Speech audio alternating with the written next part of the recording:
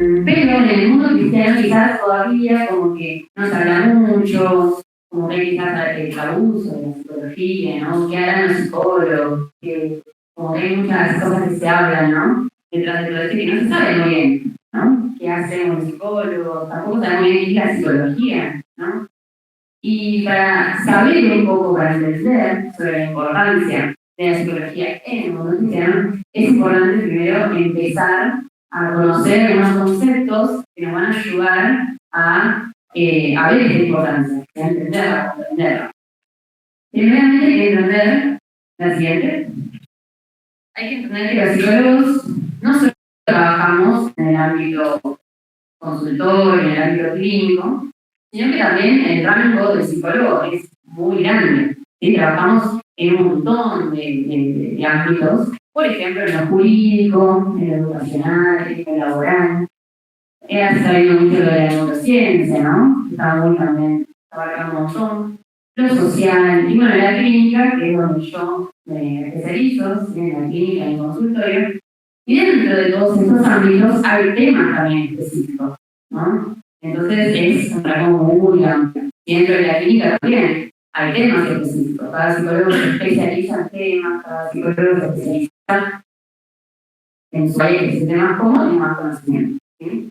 Bueno, en la clínica lo que hacemos es psicoterapia. ¿Sí? Eso se refiere a la clínica. Psicoterapia que está en hospitales, en centros, equipos terapéuticos, ¿sí? Y se evalúa a la persona, se hace un seguimiento, se da un diagnóstico, y eso es lo que se hace en la clínica. Ahora sí, vamos, ¿qué es la psicología? Bueno, la psicología, según la APA, que es la Asociación Americana de Psicología, es una ciencia, ¿sí? Es una ciencia como otras ciencias que vemos, es una ciencia que estudia el comportamiento y los procesos de la persona, estudia lo que hace la persona y cómo procesa cada cosa que va viviendo, cada cosa que vivió, ¿sí? El resumen dentro de todo eso está la memoria, la atención, la percepción, se estudian un montón de cosas. Hay algunos colegas acá, psicólogos, psicólogas, ¿no? Bueno, capaz que empiezo así. Ah, ahí estamos. Psicóloga social. Bien. Bueno, hola. Bueno, ya vas a entender también de qué estamos hablando. Bien. Bueno, ¿seguimos? Bueno, vamos a separar un poquito de conciencia. Vamos a ir más adentro de lo que significa la psicología. En el griego, psico viene de psique, ¿sí? Es alma, mente. Y logía es estudio de razón. ¿Sí? A lo mejor podemos decir que es el estudio del alma. ¿Sí? La psicología es el estudio del alma.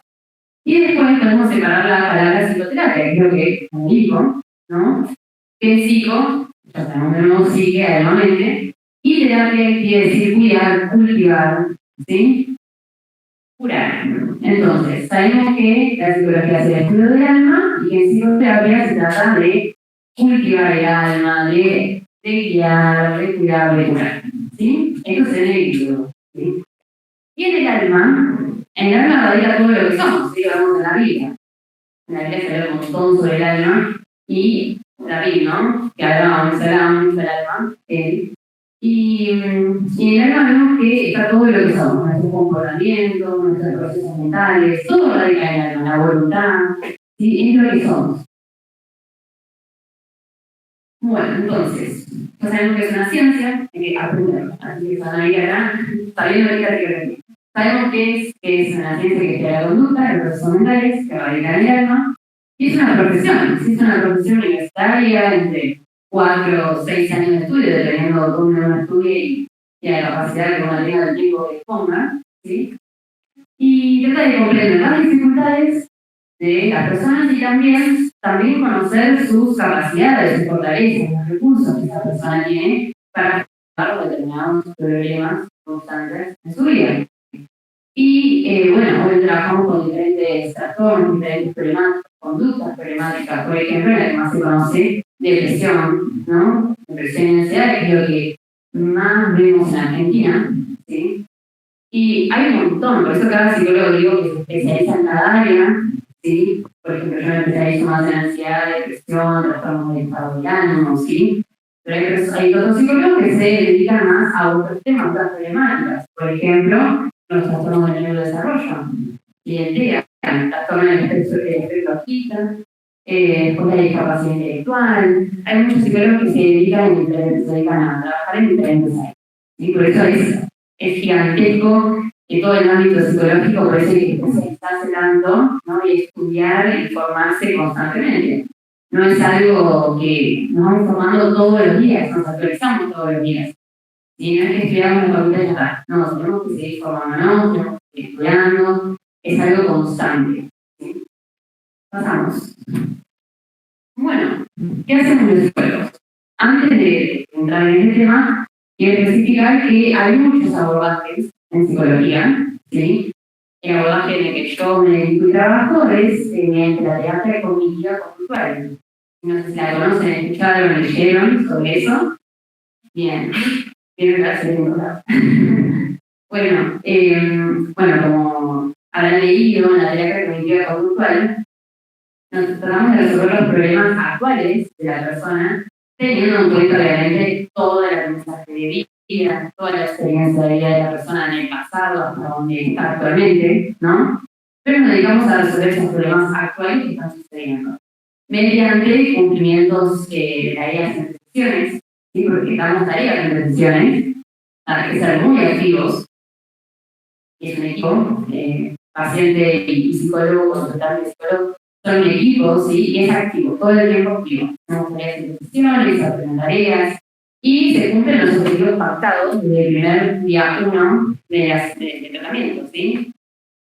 Obviamente los objetivos pueden ir cambiando, ¿no? Todo puede cambiar. Pero se tienen que cumplir objetivos y tareas. Bueno, sabiendo esto, bueno, también antes de olvidarme, trabajamos mucho con las distorsiones, ¿sí? Distorsiones cognitivas que tenemos, que a veces son más normales de lo que algunas distorsiones cognitivas se asustan, pero no, son más normales de lo que parecen, ¿sí? Una distorsión, por ejemplo, cognitiva es esto de la lectura del pensamiento del otro, ¿no? ¿Cuántas veces nos ha pasado que dijimos, seguro que pensó tal cosa, ¿no? O se olvidó de tal forma porque seguro pensó, y como que ya nos hacemos cargo de eso, ¿no? Como si algo verídico, algo verdadero, en realidad no lo sabemos, hasta que no tengamos esa persona que venga y me diga, mira, pensé esto, no lo sabemos, ¿no? Entonces eso es una distorsión cognitiva, que como ven es algo muy normal, y que suele pasar. Pero en los trastornos, cuando ya se convierte en un trastorno, ¿por qué se elige trastorno? Porque algo como que no está funcionando bien, ¿no? También trastornos gastrointestinales, o sea, los médicos también existen los trastornos, ¿no? Entonces el trastorno es esto, es, bueno, algo está funcionando mal, ¿sí? Y como por ejemplo el trastorno de ansiedad se ve mucho más distorsiones, más a flor de piel, ¿no? Nunca les ha pasado que una persona está contando algo y dice, ¿por qué piensa así? ¿No? O ¿por qué piensa así? Y esa persona claramente no está identificando eso, ¿no? Como que se nota a simple vista. Y eso, bueno, sucede mucho, no sucede. Bueno, mediante diferentes intervenciones y procedimientos, ayudamos a las personas a cambiar conductas limitantes. ¿Sí? Por ejemplo, si yo soy una persona que tengo mucha ansiedad, ¿no? Por ejemplo, una ansiedad muy elevada, que vamos a hablar un poco de eso, de que la ansiedad no es mala, sino que cuando ninguna emoción es mala, ¿no? Sabemos, ninguna emoción es mala, pero cuando la emoción se eleva un poquito, bueno, ahí como que me está generando un malestar, ¿sí? Y las consecuencias quizás no son buenas. Vamos a hacer un ejemplo. Si yo tengo ansiedad elevada, ¿no? Con respecto a hablar en público, por ejemplo, o una fobia social, ¿sí? Yo quizás me paro acá y en un segundo ya estoy afuera y me fui, ¿sí? Entonces, eso es tener una ansiedad elevada. Cuando yo empiezo a limitar, me limitó que yo no pueda pararme acá y hablar, ¿sí? Y bueno, la ansiedad es terrible porque claramente convivimos con personas, ¿no? Todo el tiempo. Entonces, esa persona obviamente ya tiene una conducta limitante, ¿sí? Que es no poder hacer las cosas que quiere, no poder ir a la comunidad, no poder ir a la iglesia, no poder hacer sus cosas porque por miedo a que otro me fume la mirada del otro, que está pensando todas esas cuestiones, ¿no? Entonces, esa es una conducta limitante, por ejemplo. Después, cambiar pensamientos y creencias que generan malestar. Todo se vincula con todo, ¿sí? Conducta, pensamiento, emoción son un círculo que son un conjunto, ¿sí? Y siempre trabajamos sobre eso. Entonces, los pensamientos y creencias. Por ejemplo, van a pensar que no sé hablar, o que van a pensar de cómo no decir, qué van a pensar de lo que voy a decir. Y entonces, todos esos son pensamientos que realmente ayudan a que la ansiedad se eleve, ¿sí? Bueno, creencias, esto que seguramente lo han escuchado, no valgo para nada, soy inútil, no entiendo, no creo que merezco amor, ¿no? Son todas creencias en cada uno que radican tan fuertemente porque las creencias, bueno, realmente son como convicciones, que nosotros sabemos muy bien, ¿no? Somos hijos de Dios y nadie nos puede decir, no, vos no sos hijo de Dios, ¿no? Porque nosotros sabemos que somos hijos de Dios. Y lo mismo pasa con creencias que vienen, que nos traen malestar. Y esas personas que uno dice, no, pero no sos un inútil, parece un montón. Y esa persona, no, pero yo soy inútil, ¿no? Y tienen tanta convicción como nosotros, tenemos en Dios, tenemos una convicción de que somos hijos de Dios, y también cuando tenemos esas creencias, que a veces salen a la luz, a veces no, por eso hay que evaluar todo,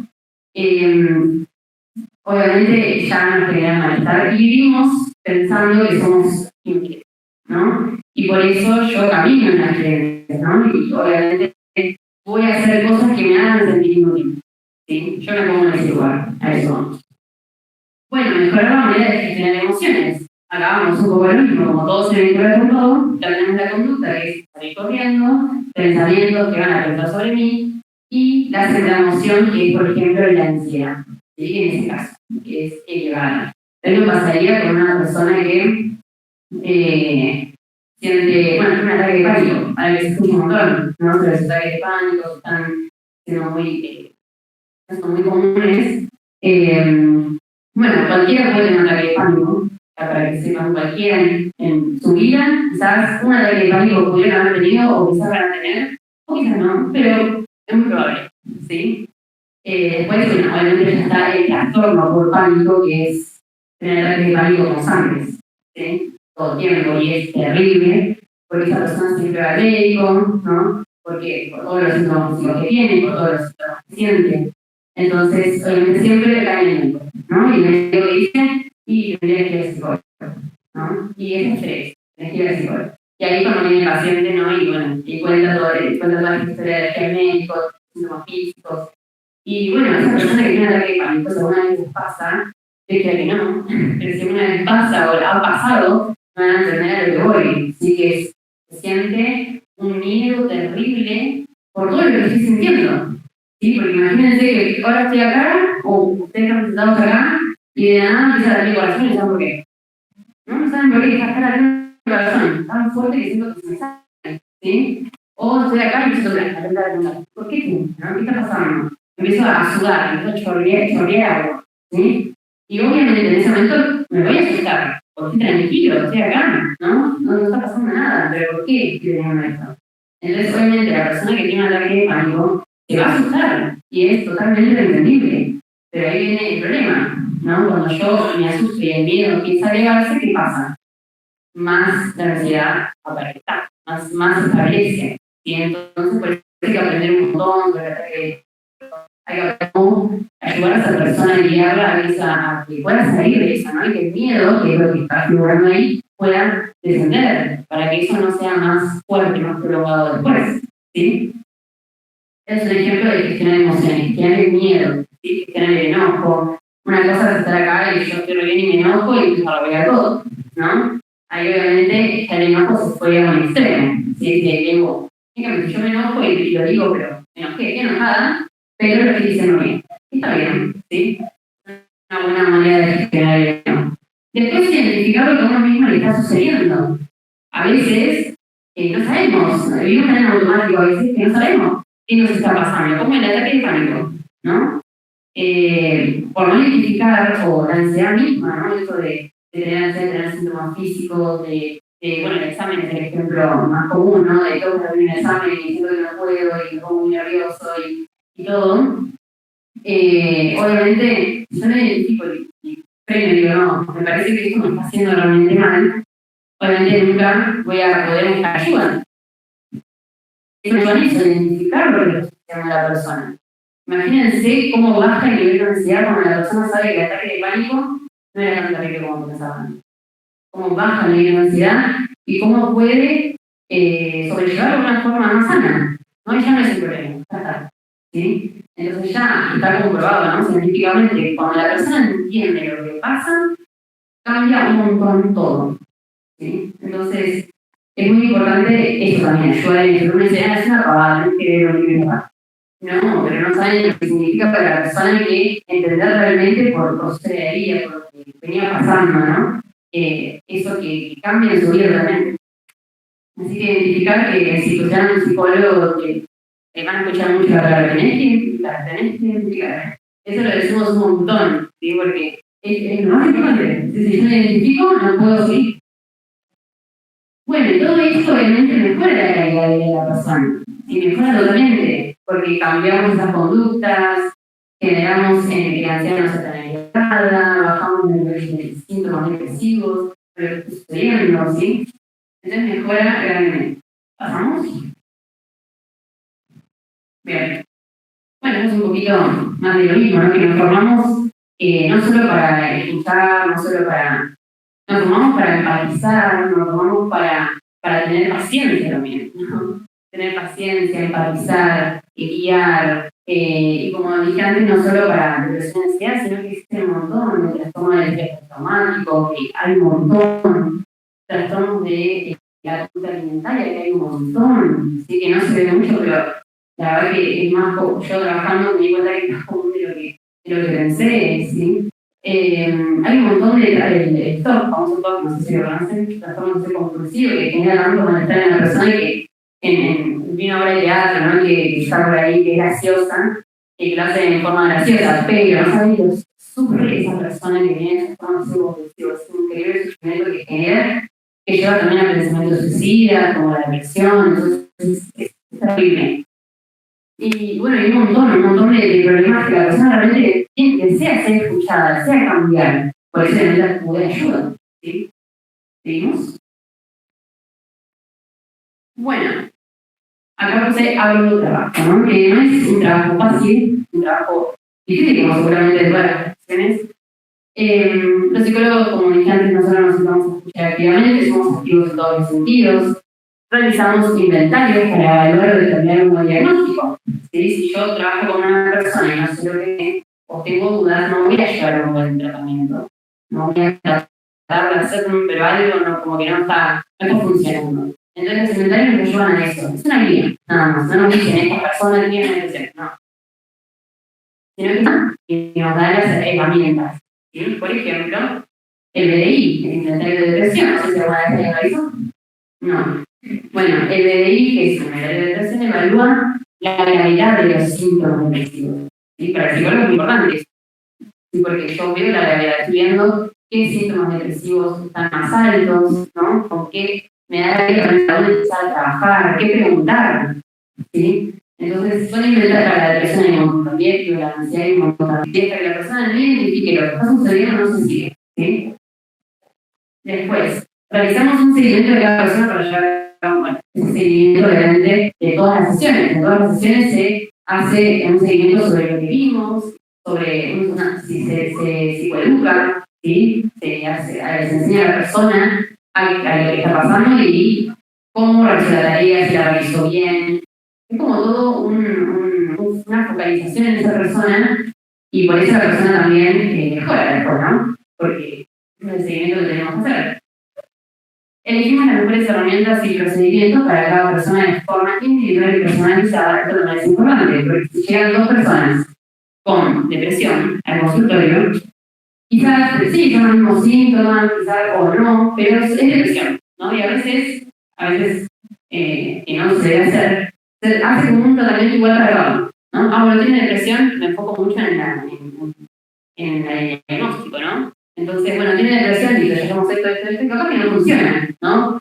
Porque tengo que tener en cuenta que aparte de que la persona tenga depresión o síntomas depresivos, es una persona, ¿sí? Es una persona que tiene una vida, que tuvo una experiencia de vida, que cómo aprendió lo que aprendió, por qué hace esto, para qué lo hace, qué funcionalidad tiene. Entonces, Si vienen dos personas con depresión, quizás usen las mismas herramientas, pero en un momento distinto, pero de una forma distinta, ¿no? Hay personas que les cuesta mucho también todas esas tareas en presencia, ¿no? Pasa mucho, ¿no? Bueno, ¿viste hacer lo que dijimos? Me olvidé, ¿no?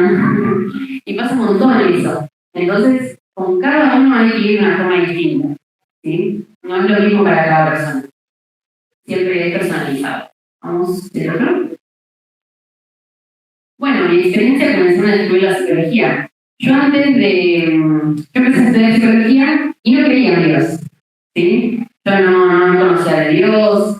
Sí, bueno, típico, ¿no? Sí creo, pero nada.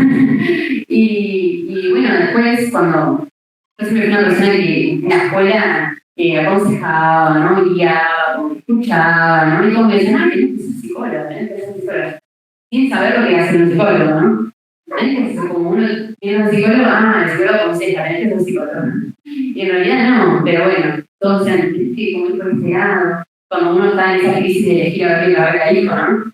Y bueno, y yo, bueno, en psicología, porque bueno, me empezó a gustar, ¿no? Obviamente también con la forma de ser y todo, bueno, dije, bueno, voy por acá. Después me di cuenta que no es solo aconsejar, que es un montón de cosas que hay que tener, pero uno estaba perfeccionando. Y bueno, en el segundo año de psicología conocí a Dios, ¿sí? Conocí a Dios, conocí a Jesús, me cambió todo mi ser, mi vida, completamente. Y obvio que empezó mi duda, ¿no? Mi duda de, ¿será esto Dios lo que es para mí? Porque yo empecé esto antes, ¿no? Antes de conocerte, de que en vos, no te pedí mi opinión, ¿no? O sea, yo me metí, ¿no? y no sé si está bien, no sé qué hago, como que yo toda esa crisis, una re crisis con eso terrible. Y bueno, y a veces capaz que a veces esas crisis nos sirven, ¿no? Nos sirven para acercarnos de Dios.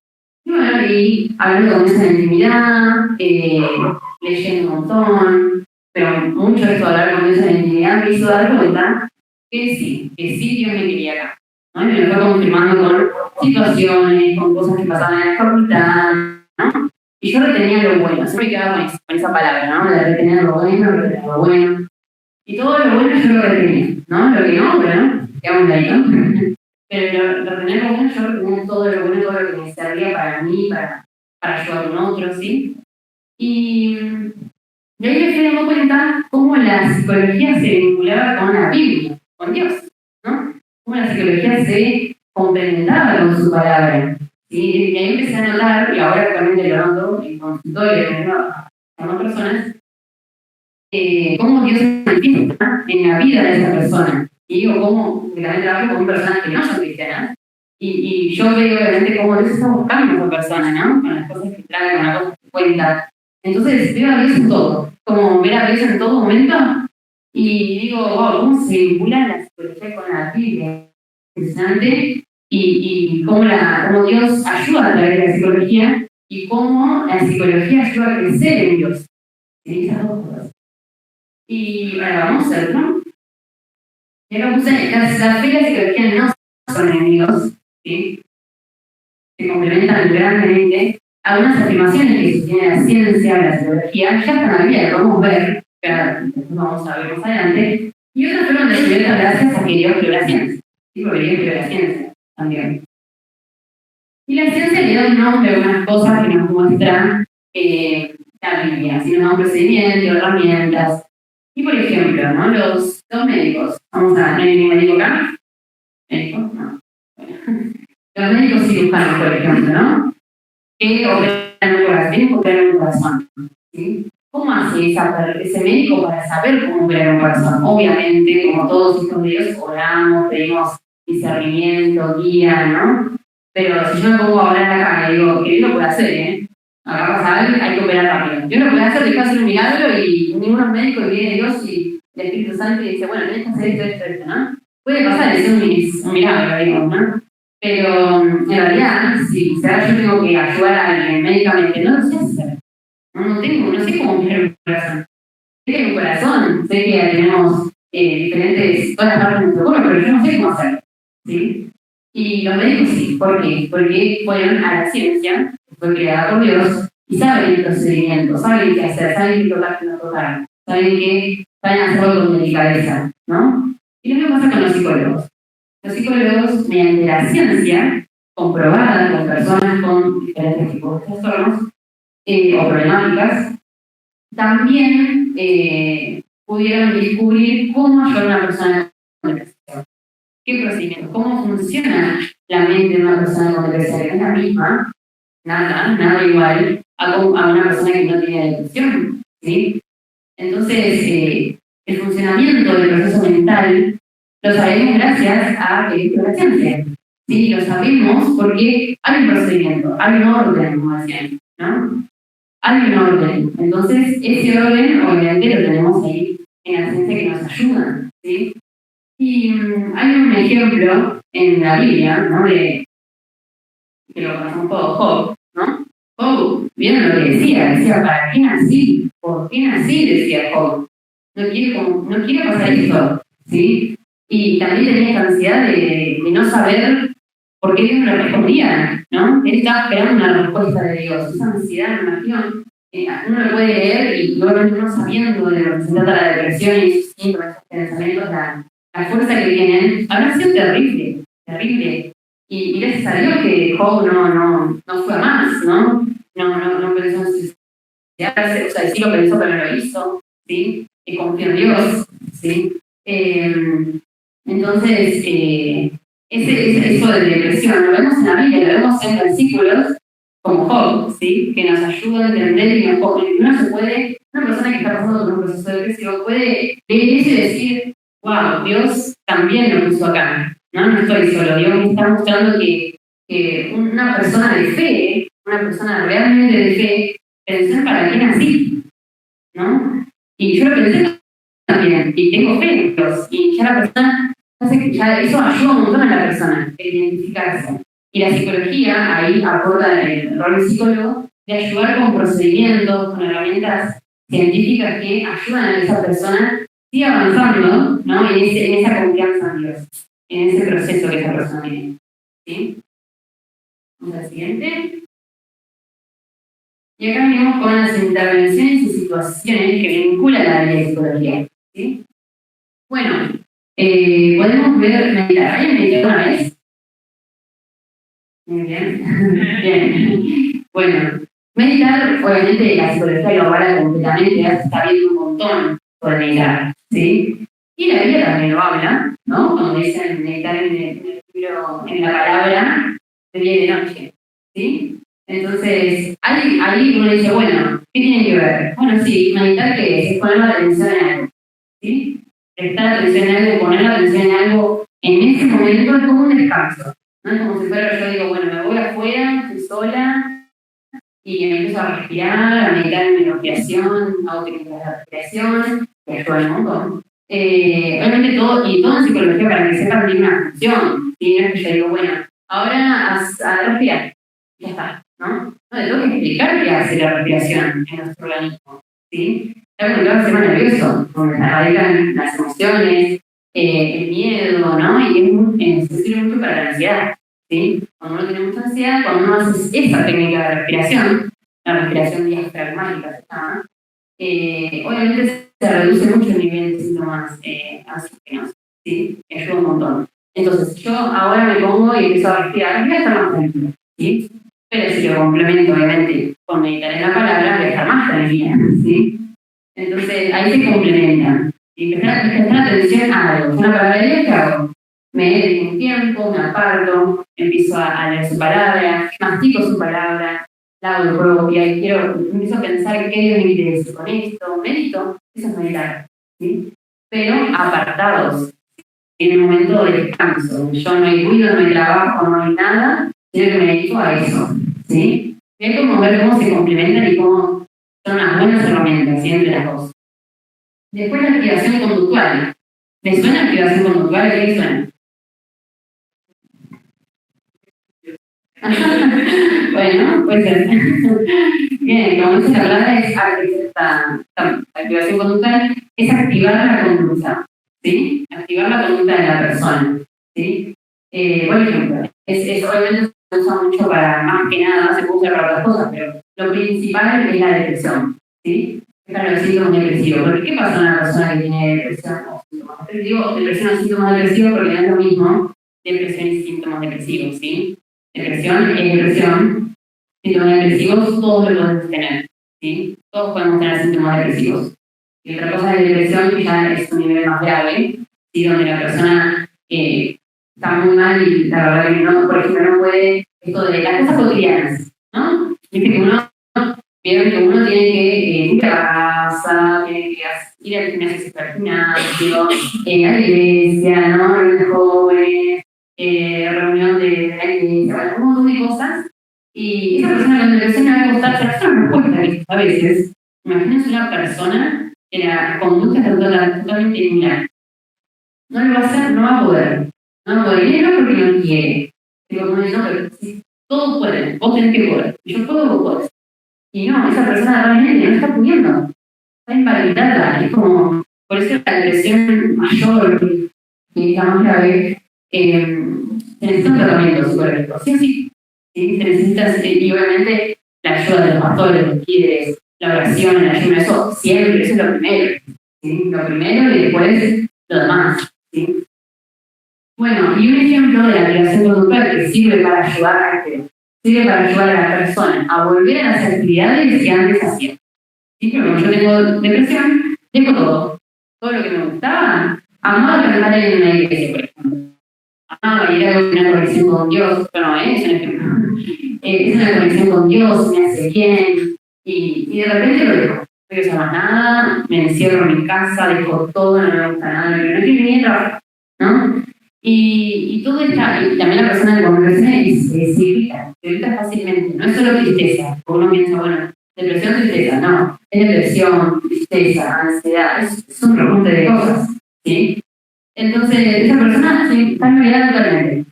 Entonces, ¿qué hacemos con la activación conductual? Es ayudar a la persona a realizar esa actividad que antes hacía, que le encantaba, que se apasionaba, y ayudarla a que lo pueda hacer a pesar de cómo se siente.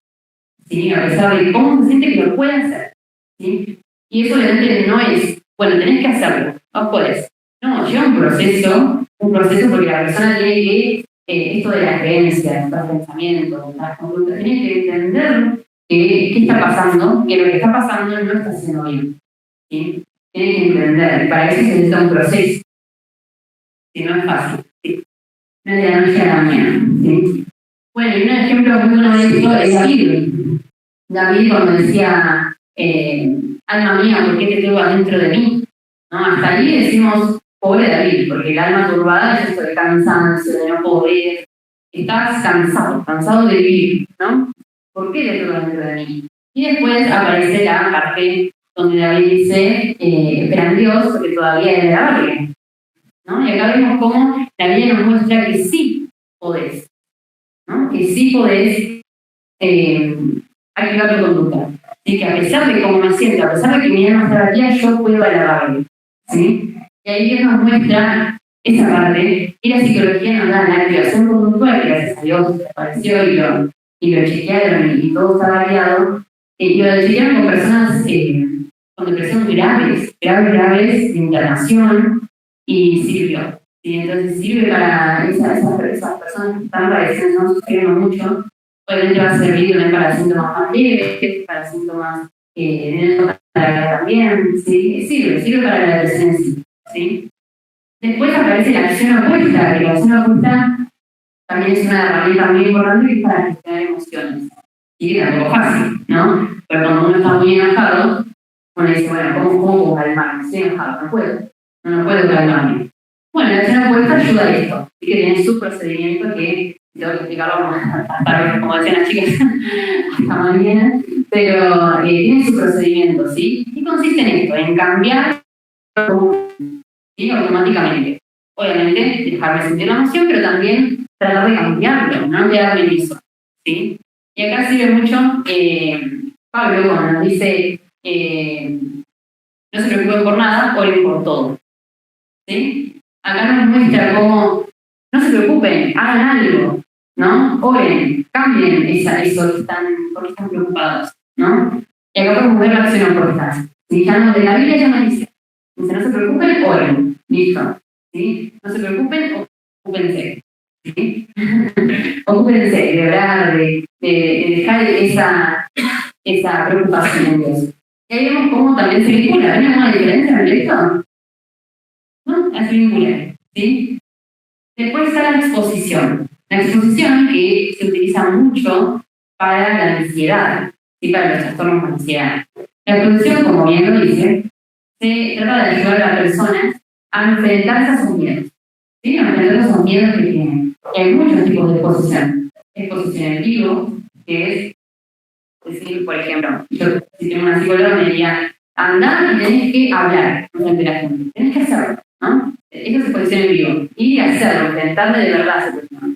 Después está la exposición imaginaria, donde si el nivel de ansiedad muy alto, la persona no lo va a poder hacer. ¿Sí? No va a poder pararse a caer, tiene que hacer. ¿Sí?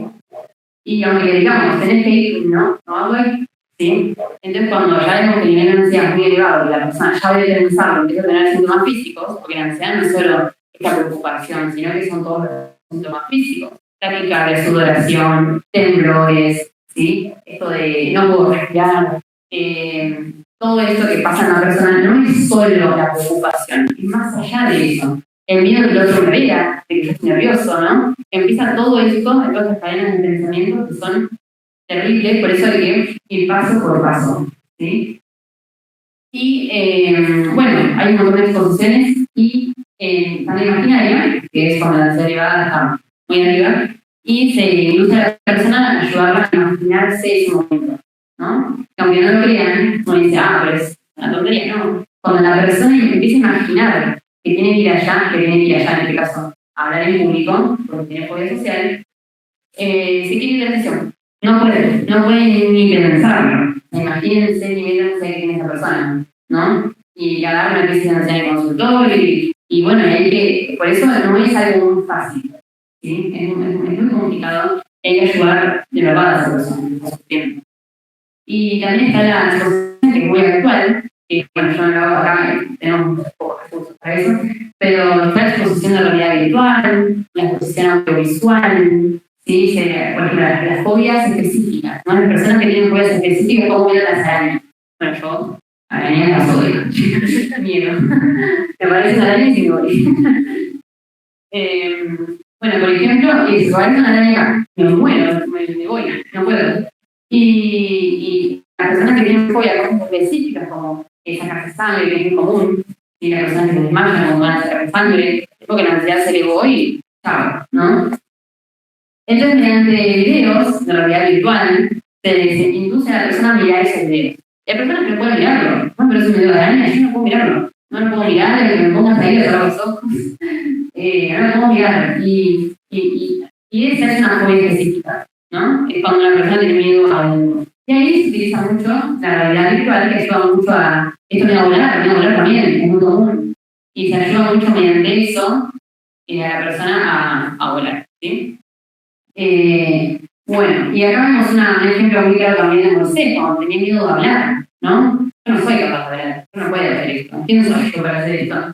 ¿No? Siempre tuve problemas de hablar, no puedo. No se sentía capaz de eso, ¿sí? Obviamente genera miedo, quizás. Entonces, obviamente, confiar en un Dios se lo vuelve a hacer, ¿sí? Pero acá vemos cómo la Biblia otra vez se complementa, ¿sí? Después también la gestión de las emociones o conductas limitantes. Bueno, eso también lo podemos ver en el ejemplo que justo las chicas hablaron. Judas, ¿no? Judas, ¿qué pasó con Judas? Sabemos, ¿no? Se suicidó. Se fue. Y claro, ¿qué emoción? Si vamos más psicológicamente hablando, más a profundidad, ¿qué emoción tuvo para ustedes Judas?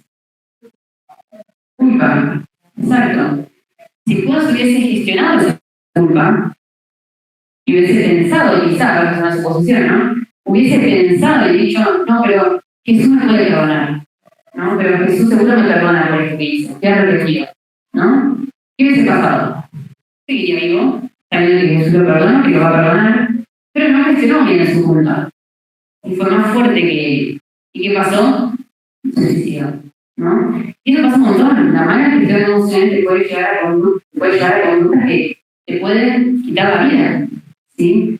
las emociones de la ansiedad también es una cuestión mala de las emociones, ¿sí? Vamos viendo la hora, ¿no? Porque yo no tengo el micrófono. Bien. Cualquier cosa me dijo. Bueno, sigamos. Bueno, hay que tener en cuenta la psicología como herramienta, ¿sí? La psicología como herramienta en este mundo cristiano. Obviamente la psicología no vino para suplantar ningún rol, no vino para suplantar el rol pastoral, ni el rol de consejero cristiano, ni el rol menos del por Dios, ¿no? Porque quien nos conoce realmente quién es Jesús, más que yo, más que cada uno, él nos conoce más nosotros mismos, ¿sí? Entonces la psicología no vino para eso, sino para ayudar y dar herramientas a las personas a que puedan vivir una mejor calidad de vida, ¿sí? Simplemente para eso. Y por eso se estudia, se forma para eso, ¿sí? Nosotros somos una herramienta. En cualquiera de nuestras profesiones, o lo que hagamos, oficios, somos una herramienta de Dios. En cada lugar donde vayamos, nosotros somos una herramienta en nuestra profesión, en este caso, ¿sí? Vamos a dar un ejemplo de cómo, para ya cerrar la parte de cómo se complementan, ¿sí? Vamos a poner un ejemplo de una persona en la iglesia que se les venga a ustedes a la mente, ¿verdad? Y esa persona empieza a dejar de ir, pasaron 2 meses, no vamos a la iglesia, pasaron 2 meses, no me encontraron mensajes, empieza a dejar de hacer las cosas que le gustaban, un estado de ánimo triste, se irrita por todo, y esa persona, por todos los signos que estamos viendo, pensamientos negativos, está teniendo síntomas depresivos. Está teniendo síntomas depresivos. Y nada, cuando pasan 2 semanas, 3 semanas, 4 semanas, 1 mes, 2 meses, 3 meses, bueno, un montón, y se va grabando, si no es así, psicológicamente. Y obviamente bíblicamente. Entonces, ahí aparece el rol del psicólogo que va a ayudar a esta persona a darle las herramientas a utilizar la creación conductual y ayudarla a identificar los pensamientos, emociones, conductas que están sucediendo, a descubrir también su vida, qué pasó en su vida, cómo vivió, que tiene familia, que la contenga, la red de apoyo. Es lo más importante también. Si una persona no tiene red de apoyo, amigos, familia, iglesia, es muy difícil que salga. Es muy difícil. Puede salir, pero puede durar muchos años. Si tiene red de apoyo, puede cortarse, ¿sí? Porque la red de apoyo es muy importante para cada uno. Imagínense que somos seres sociales que nos necesitamos, que Dios habla mucho sobre la iglesia, la unión, ¿no? Entonces imagínense lo importante que es tener una red de apoyo. Y lamentablemente veo mucho que no pasa. No pasa. Mucha gente viene al consultorio y no su familia lo apoya, o tiene una familia muy disfuncional, y eso empeora la situación y ahí se complica el caso, ¿no? Ahí se complica. Bueno, esa persona dejó de ir a la iglesia, dejó de estar en un depresivo, entra el rol del psicólogo. Y también entra el rol pastoral, entra el rol de un consejero cristiano, un líder, que ayuda a orar, que ora por esa persona, que ayuda, que lo va a visitar, que lo acompaña, que lo cuida, que le pregunta cómo estás, y que te ayude en algo. Salgamos a caminar, ¿sí? Con una persona con síndrome depresivo necesita que le digan para hacer algo. No va a ser por su cuenta propia. Entonces, vamos afuera, hagamos algo, ¿sí? Entonces, ahí entran los dos roles, ¿no? El rol de la perspectiva clínica y la perspectiva psicológica. Y vemos cómo se complementan y cómo puede ayudar realmente a esa persona, ¿no? Cómo puede ayudarla, porque el psicólogo cristiano, bueno, vamos a ir a la siguiente, porque se me adelantan. Bueno, porque el psicólogo cristiano, ¿qué hace? El psicólogo cristiano tiene los mismos valores, tiene las mismas creencias, las mismas convicciones, y la persona se siente en libertad para hablar de Dios, ¿no? Obviamente no estamos diciendo que colegas que no son cristianos son malos profesionales, ¿no? Por no creer en Dios o así. Hay profesionales muy buenos que no son cristianos, ¿no? Y que hacen su trabajo excelente.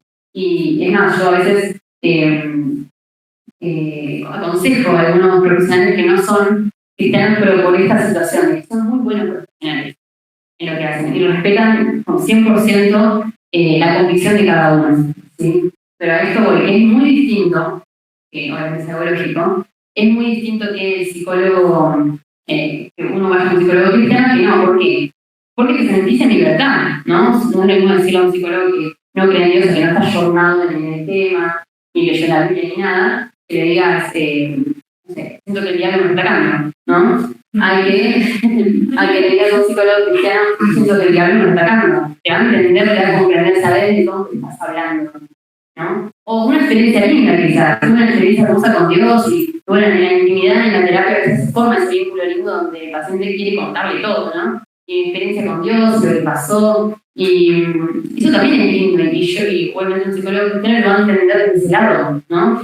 Va a entender esa emoción, va a entender lo que se va a emocionar con ella, o con él, entonces, obviamente es muy distinto, ¿sí? Es muy distinto. Por eso, obviamente, siempre se recomienda psicólogos cristianos, y hay muchas demandas sobre eso, como decía el doctor, ¿no? Hay muchas demandas sobre los psicólogos cristianos que no se encuentran y que ahora sí, hay bastantes, se encontraron un montón, y eso es muy bueno porque lo vamos a necesitar, y como iglesia lo vamos a necesitar.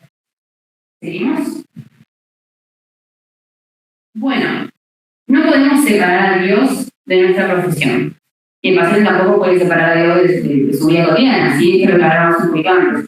Antes de cada profesión que nosotros tenemos, ¿qué somos? Hijos de Dios, ¿sí? Entonces yo no puedo separar a Dios de mi profesión. Si yo entro en el consultorio, yo soy hija de Dios, yo entro como hija de Dios y ejerzo como psicóloga. ¿Sí? Lo mismo las chicas, las contadoras también, ¿no? Yo trabajo, soy hija de Dios, pero ejerzo como contadora, ¿no? Y los médicos también, todo lo mismo, ¿sí? Entonces, uno no puede separar a obviamente hay un contexto donde el psicólogo no se va a poner a orar quizás con una persona, ¿no? O a aconsejar de ese lado, pero sí va a ayudar a hacer psicología. ¿Sí? Que eso es lo que se hace ahí, ¿sí? Obviamente Dios va a salir en el proceso, porque la persona va a ir y va a hablar de Dios, ¿sí? Porque es su vida, ¿no? Es Dios en nuestra vida, entonces siempre lo vamos a vincular. En la sesión siempre sale, ¿no? Yo, bueno, trabajo con mucha gente cristiana y obviamente siempre sale, ¿sí? El tema de Dios porque es su vida, ¿sí? Y obviamente siempre cuando en la iglesia que vaya, lo que sea, siempre aconsejo, bueno, habla con tu pastor, ¿no? Habla con tu pastor que puedo orar por vos. Entonces, eso lo hace el pastor, lo hace ese rol, ¿sí? Bueno, pasamos al otro. Bien, sabiendo todo esto, ¿cuál es la importancia de la psicología en las iglesias, en el mundo cristiano? Bueno, como sabemos, los psicólogos nos formamos para eso, para entender los procesos mentales. Y en el mundo cristiano, ¿por qué? Porque un cristiano puede sufrir depresión. Un cristiano puede sufrir ansiedad. ¿Sí? Eso hay que saberlo. No porque creas en Dios, no puedes zafar de eso también. ¿Sí? Es algo que puede pasar. A ver, si hay diferencia. Es diferente pasar síntomas depresivos con Dios que pasar síntomas depresivos solo. Con los Dios. Hay diferencia. ¿Sí? La persona sale más rápido, tiene apoyo en su iglesia, tiene apoyo psicológica, va a salir. ¿Sí? Pero obviamente no estamos exentos de eso. ¿Sí? Bueno, para que sepamos, somos el segundo país con más trastornos de la conducta alimentaria. Terrible. Somos el segundo país con más trastornos de la conducta alimentaria. Que hay profesionales muy estimados en el tema que bueno, se especializan en eso, porque es un trabajo muy en conjunto, es un trabajo en conjunto, que trabajamos también con psiquiatras, todos los psicólogos. Y también cada vez más personas con ansiedad, depresión, conducta alimentaria, malas emociones, más de 300 millones de personas con depresión y ansiedad en el mundo. ¿Sí? Y no creamos que esos 300 millones no hay cristianos. ¿Sí? Sí lo hay. Después, una investigación que se realizó en Estados Unidos, yo no encontré de acá de Argentina, pero también nos va a ayudar, afirma que las personas depresivas creyentes son un 75% más propicios a responder a los medicamentos depresivos que los no creyentes. Acá estamos hablando de tratamiento psicológico y medicación, ¿sí? Y que las personas con depresión que creyeron en un único Dios compasivo, que sea atento a sus necesidades, respondieron mucho mejor y más rápido al tratamiento que los que no creían. ¿Sí? Y acá está la diferencia de que no es lo mismo que Dios que con Dios. ¿Sí? Y también saber que sí podemos sufrir ansiedad elevada, que sí podemos tener síntomas depresivos. Y vamos. Bien. Porque me han llegado consultantes diciéndome, yo no sabía que me iba a pasar eso. Yo en la iglesia, yo soy cristiano, yo creo en Dios, ¿no? ¿Y cómo a mí me puede pasar esto? Y yo confío en Dios. Pero que no es un tema de confianza. Obviamente la confianza siempre le está en Dios. Pero yo puedo tener confianza en Dios y creo mucho en Dios, pero a la vez también puedo tener ese miedo. ¿Sí? Me puedo ir y sé que Dios va a estar igual conmigo, ¿no? Pero es un tema de también lo neurobiológico, ¿sí? Los neurotransmisores, a veces no es tema también psicológico, también tiene que ver con todos los neurotransmisores, todo lo que pasa en nuestro cerebro. Y por eso a veces la medicación, ¿no? Entonces no es solo lo psicológico, hay que entendernos como algo integral, ¿sí? Digamos. Bueno, entonces, una persona cristiana que está padeciendo algún malestar, alguna conducta problemática, que está limitando su vida, que está limitando, ¿sí? Esto es obviamente todo por consultar, pero como ya te limita algo, ya algo está funcionando mal. Y necesito ayuda, ya sé que necesito ayuda.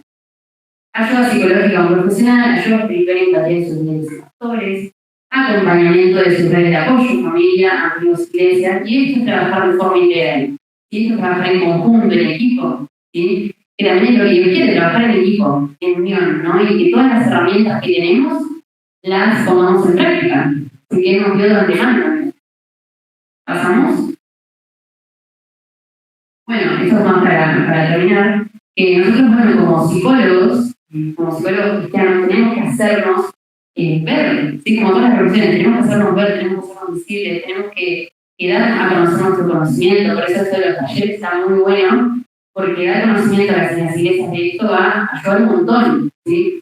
Y hay personas que se van a identificar, hay personas que ahí van a necesitar ayuda, ¿sí? Y también pastores, líderes que estén pasando por alguna situación, algo que esté limitado, una conducta que estoy cansado de hacer esto, ¿por qué hago esto? No sé, algo que les esté limitando, que les cause malestar, no tengan dudas de consultar a un psicólogo cristiano. Porque el psicólogo tiene herramientas y tiene las mismas convicciones que vos. No te va a llevar para un lado distinto. Y te va a llevar para lo que Dios quiere. ¿Sí? Como Job. Si hubiese existido la psicología ahí, un psicólogo le hubiese ayudado a poder pasarlo quizás de otra forma, ¿no? Y obviamente él con su confianza en Dios también confiar y salir de eso, ¿sí? Después, bueno, ya terminamos. ¿El otro? Bueno, y bueno, muchas gracias, la verdad, muchas gracias por la oportunidad. Que si necesitan también asesoramiento, lo que necesiten, pregunten.